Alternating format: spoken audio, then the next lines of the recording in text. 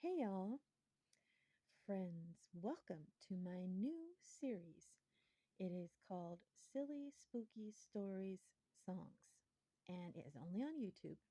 And as you can probably guess from the title, I am sharing spooky stories, but it's all family friendly, so anyone can enjoy them. If you like spooky stories, you will like these stories. And the first one I'm going to share is my version of a story I heard as a child called The Gold Coins. Do you know the story of the lady with money? She said, bury me with my coins, though it may sound funny. If you try to take them, you'll get a big fright. I'll take you to my grave this very night. Once there was an old lady. She was a nice old lady, but she was sick, and she had a good son named John. He was very devoted. He was very good to her. And their father, her husband, had passed away when he was very young. So he was used to taking care of his mother. He really didn't have a trade because he was so devoted to his mother. He was always taking care of her, doing what she wanted him to do. But he also did go out and do odd jobs for the neighbors. And this night, she told him, Son, it's my time to die. I am going to die tonight. And John, he loved his mother, and he knew that her time was coming. But he didn't want it to come. Mother, please don't tell me that. You know I don't like to think of you dying. Well, son, we all have to go at some point, she said. And when I die, you can have this house and everything in it. Whatever is mine is yours. But those 2 gold coins that your daddy left me, I want you to bury those with me. Please promise me that you will do this. And John said, Of course, Mother. You know that I really don't care about money and material things. I just want you to be happy and healthy. And she hugged him and kissed him and said, Thank you, son. I love you. And he said, I love you, Mother. And then that night, she died. And John was true to his word. He was a good son. So after the funeral, when it was time to bury his mother, he put those 2 gold coins into her coffin. Well, when he went to put them into her coffin, he noticed that when she died, her eyes were wide open and they were just staring. And it looked like they were just staring right at him. And that kind of creeped him out. As beautiful as he thought his mother was, that was scary. So he put each one of the coins over her eyes. For some reason, her eyelids just would not close. And so she was just staring. But when he put those coins over her eyes, then he didn't have to see her big bug eyes. And it made him feel better. He closed the lid and they buried her in the backyard next to his daddy. And at first, he was very sad, but he started to get used to just being on his own. However, he could not really get used to coming home to an empty house. He kept himself busy. He would do odd jobs for the neighbors. He would work on stuff around the house. He basically did whatever he could to kind of stay out of the house because he missed his mother. And he was fine until he came home to that empty house. And he had never really learned how to cook. So even though sometimes the neighbors, instead of paying him with money, They paid him with food or items that they have. They paid him with sacks of flour. They paid him with vegetables. They paid him with fruit. They paid him with pies. So he pretty much always had something to eat. But if it required cooking, he just was not good at it. He tried to make himself some soup, and it tasted horrible. I think he may have burned it, but it was really, he just was not a good cook. His mother had always done all the cooking, and sometimes neighbor ladies would, but he never really had to learn. So he started thinking, you know what, it would be nice to have a woman around here who could cook for me and be my companion. I miss having someone to talk with.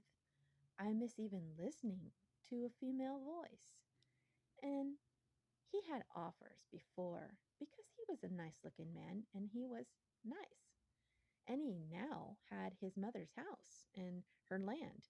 So he was considered quite a catch. But before he had been so busy with his mother and he just never really felt the need to get married. But now that the loneliness was there, he felt like it was time. Now he lived in a small town, so it was hard to find the right woman because they were either too young or too old, or they were widows with many children.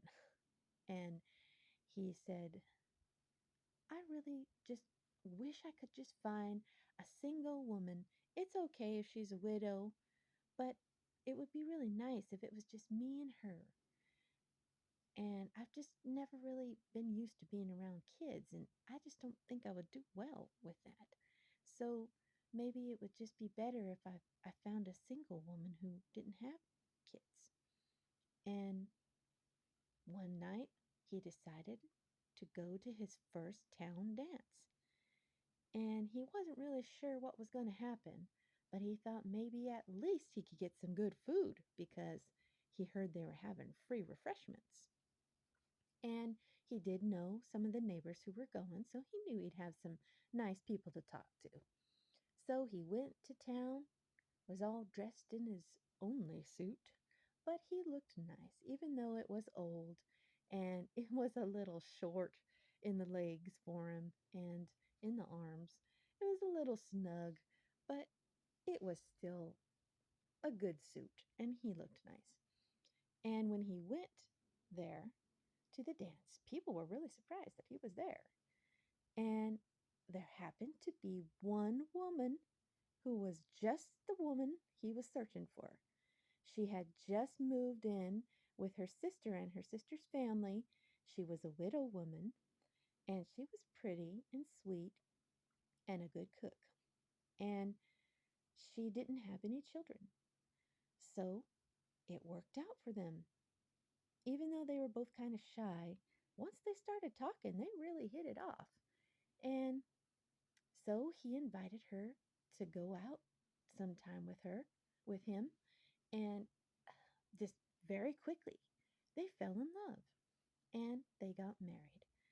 And now she had a good husband with a house who could help provide for her. And he had a good wife who was a good conversationalist and a good cook. So it worked out good. Her name was Sarah. Sarah and John were very happy, and the town was very happy for them because they were nice. And at first, everything was fine, even though they didn't have much money. That was okay because both of them were used to not really having much money. So it wasn't really that much of a change. And they were happy as can be. But as time went on, the money grew less and less. There was less and less money. Everybody started having more hardships. And a lot of the neighbors that John had done work for, well, now they didn't really need him because their kids were grown enough to where they would actually help with the chores. They would cut wood, they would clean up and rake leaves and various things. So there was still some work for him, just not as much. And many of the people were starting to just not have the money to really pay, so they would pay in food and various things that they had, which was good because they were never hungry, but they never really had much money at all. And Sarah, she started thinking that she would really like to go into town and buy a new dress. Her dresses were so old that even though she sewed them and tried to mend them as best as she could, they were looking real tattered. And poor John, he didn't really have much clothes, anyways. And she tried to mend his clothes too, and his were looking pretty bad too. But he didn't really mind as much, but she did. She really missed having a nice dress and some nice shoes.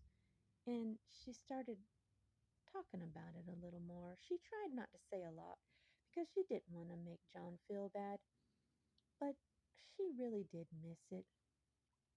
And then it got more and more to where she was saying it more often. John, isn't there any way that we can get some money? I would really, really like to have a new dress. Even if I couldn't get new shoes, I would like to get a new dress. And John said, I wish I could get you a new dress, honey. You know that. I would love to buy you anything, but there's just no money for it. And after a while, he started just feeling real sad because she was trying to cover it up, but he could tell she was getting real sad.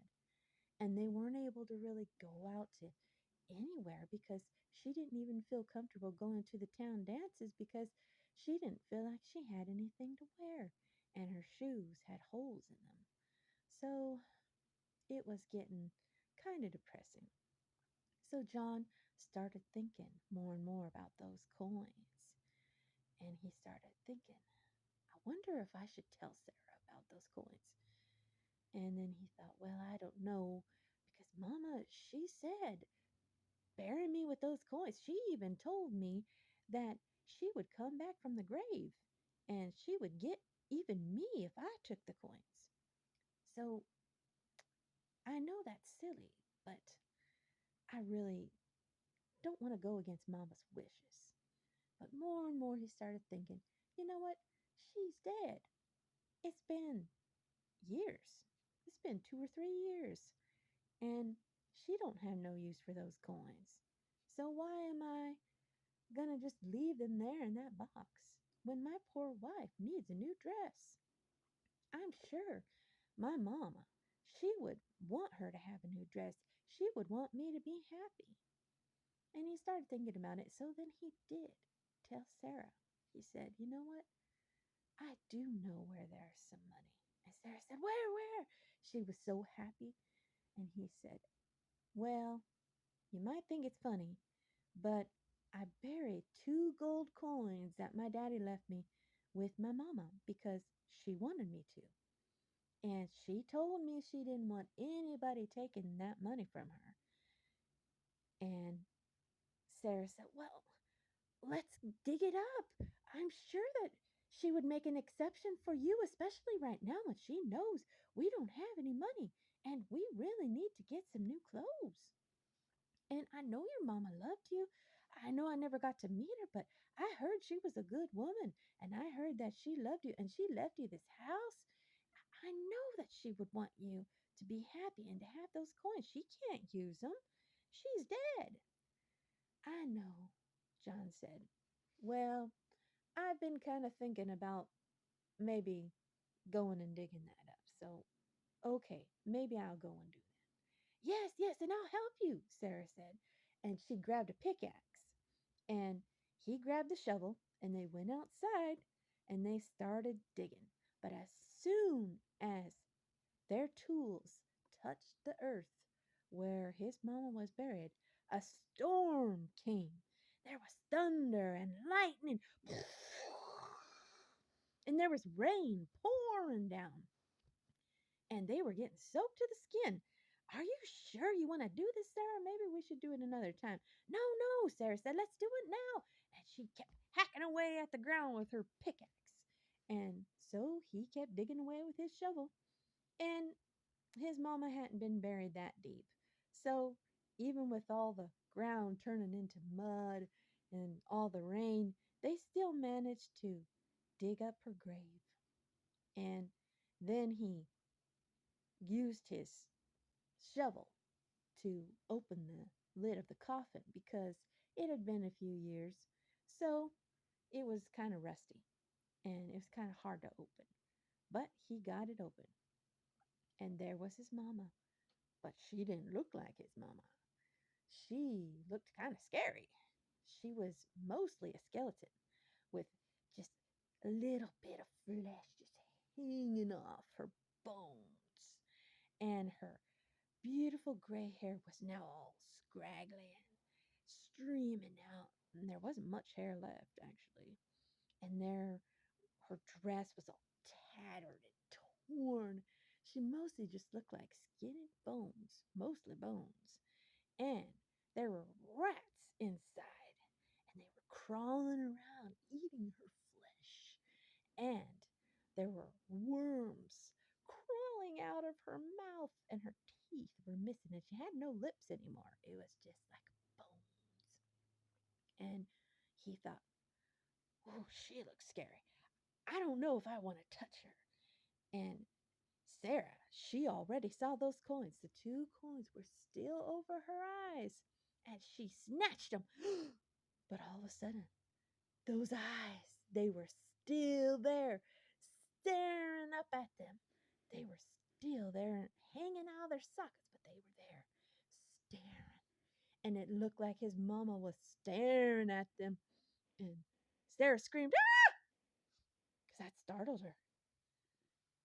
And then he said, oh, Sarah, I don't know. We better put those coins back on our eyes.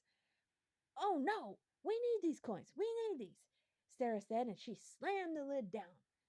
And they ran inside. They didn't even bother to finish covering her up because it was so rainy and stormy, and they were still scared from seeing those bulging eyes out of her bones. And they went inside, and after they got inside and they got by the fire and they were getting dry, they started looking at the coins that Sarah had clutched in her hand. And she started giggling and saying, oh, John, look at all the good things we can buy with these coins. I can buy a pretty dress and shoes and buy you a brand new suit. Oh, won't we look nice when we go to the town dance? We could come in looking like somebody. Wouldn't that be nice? And John said, yes, it would. And he really was more happy about seeing his wife being happy than thinking about those things, though they did sound nice. She hugged him and kissed him and danced with him around the fire. And she was so happy, even though the wind was wailing and the storm was really shaking the house, and the lightning and the thunder were coming. And actually, it sounded like somebody was saying something in the wind. Ooh, ooh. Oh, that's just an old screech owl, said Sarah when she noticed John looking out at the window a little nervously. And after a while, they fell asleep, dreaming of what they can buy with those coins. And then, all of a sudden, something struck the house so loud that it actually broke the window. And that scared them and woke them up. What was that? What was that? And they sat straight up in bed. Sarah still had the coins clutched in her hands. And they heard, who's got my gold coins? What was that? Oh, that must have been the wind, Sarah said. That must have been. No, John said. That's my mama's voice. She's coming. I told you. She's coming. We should have never took those coins. And they heard it again. Who's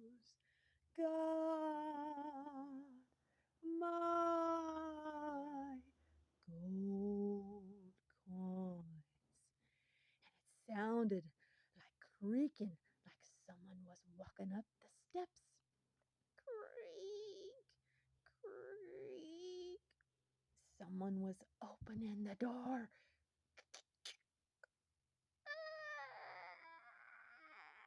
She's coming! John grabbed Sarah. We've got to get rid of those coins. No, they're mine, Sarah said. I'm not going to throw it away for some silly, superstitious story. Who's got my